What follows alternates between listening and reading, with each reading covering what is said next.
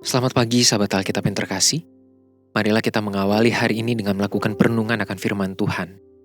Bacaan Alkitab kita pada hari ini berasal dari kitab Yeremia pasalnya yang ke-11, ayat yang pertama sampai ayatnya yang ke-8. Firman yang datang kepada Yeremia dari Tuhan, bunyinya, "Dengarlah perkataan-perkataan perjanjian ini dan sampaikanlah itu kepada orang Yehuda dan kepada penduduk Yerusalem. Katakanlah kepada mereka, beginilah firman Tuhan Allah Israel. Terkutuklah orang yang tidak mendengarkan perkataan-perkataan perjanjian ini, yang telah kuperintahkan kepada nenek moyangmu pada waktu mereka kubawa keluar dari Mesir, dari dapur peleburan besi, dengan berfirman, dengarkanlah suaraku dan lakukanlah segala apa yang kuperintahkan kepadamu. Maka kamu akan menjadi umatku, dan aku akan menjadi Allahmu, sehingga aku dapat menepati sumpah yang telah kuikrarkan kepada nenek moyangmu, untuk memberikan kepada mereka tanah yang berlimpah-limpah susu dan madunya, seperti halnya pada waktu ini." Lalu jawabku, "Begitulah hendaknya ya Tuhan." Berfirmanlah Tuhan kepadaku, "Serukanlah segala perkataan ini di kota-kota Yehuda dan di jalan-jalan Yerusalem, dengan mengatakan, dengarkanlah perkataan-perkataan perjanjian ini dan lakukanlah itu.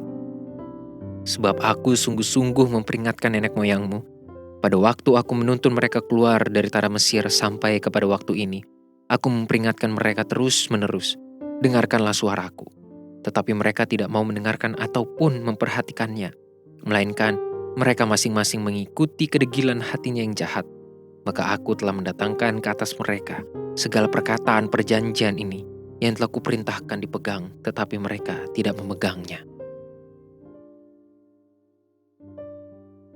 Marilah kita mulai renungan hari ini dengan memberikan kritik kepada sebuah cara pandang yang tidak bertanggung jawab dalam hidup beriman pada Tuhan, yakni anggapan bahwa kasih Tuhan dapat dimanipulasi. Mungkin ada di antara kita yang bertanya, memangnya ada umat yang merasa seperti itu?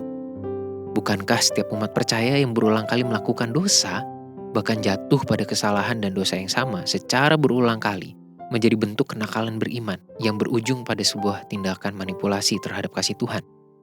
Kita memang telah mengalami bukti betapa kasih Tuhan itu tidak bersyarat, tidak berujung, dan tidak akan pernah berakhir.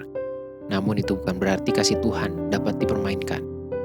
Kasih Tuhan yang terus mengalir tanpa henti mesti direspons dalam ketegasan dan komitmen iman yang teguh. Inilah yang sedang kita lihat dalam seruan kenabian Yeremia kepada masyarakat di kerajaan Yehuda. Tuhan sudah memperingatkan mereka berulang kali agar menghidupi pedoman firman Tuhan serta memegang sumpah dengan setia hidup bersamanya. Namun, kedegilan hati yang terlalu besar telah berujung kepada sikap manipulasi terhadap kasih Tuhan. Mereka beranggapan bahwa kenakalan dan kejahatan mereka berulang kali dapat mereka lakukan, dan mereka akan terlepas dari konsekuensi kejahatan itu. Sahabat Alkitab, kita perlu waspada terhadap kenakalan beriman yang telah berulang kali kita lakukan, entah sadar ataupun belum. Kasih Tuhan memang tiada syarat dan tak pernah berujung. Namun bukan berarti kita dapat mempermainkan kasih Tuhan itu.